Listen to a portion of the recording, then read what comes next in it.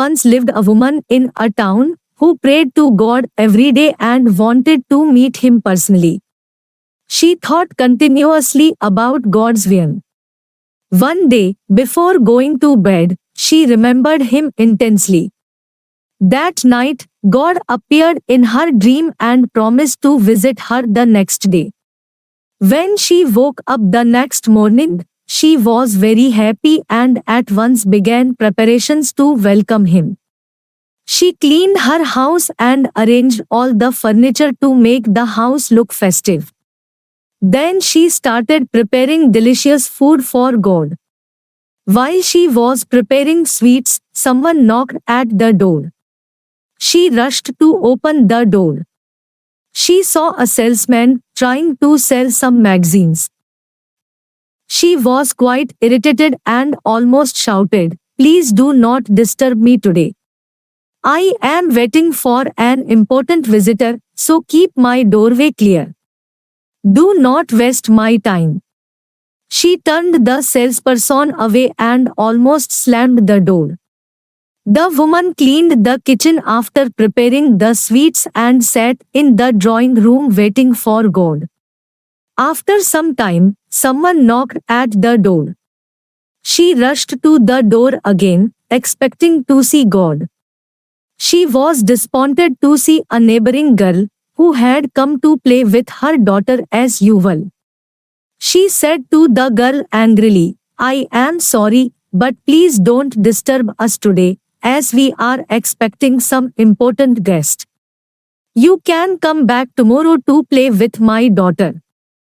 She closed the door without waiting for the girl's reply and returned to the drawing room, waiting for God to show up.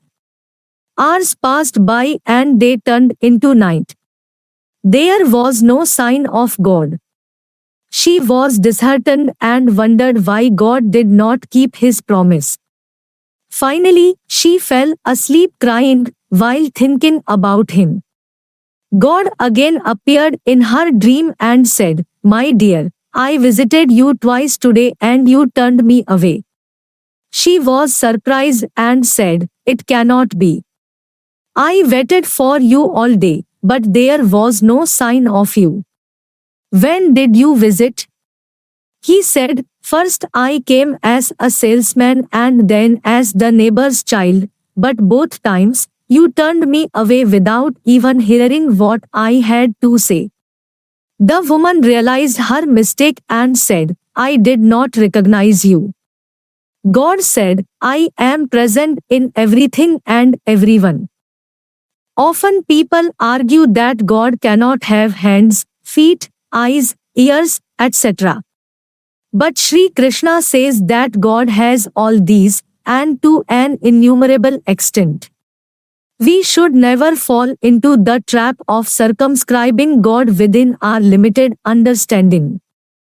He is Kartum Kartu Anyat Kartu Samartha. He can do the possible, the impossible, and the reverse of the possible.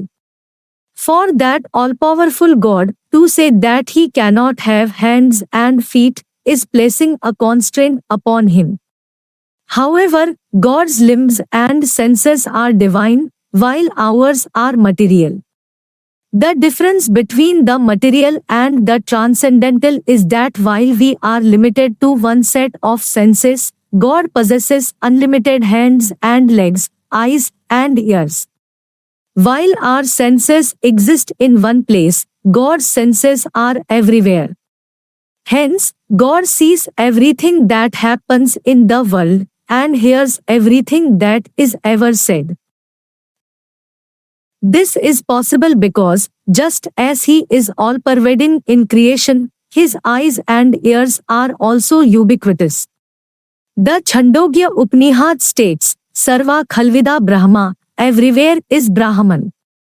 Hence, he accepts food offerings made to him anywhere in the universe. He hears the prayers of his devotees, wherever they may be, and he is the witness of all that occurs in the three worlds. If millions of devotees venerate him at the same time, he has no problem in accepting the prayers of all of them.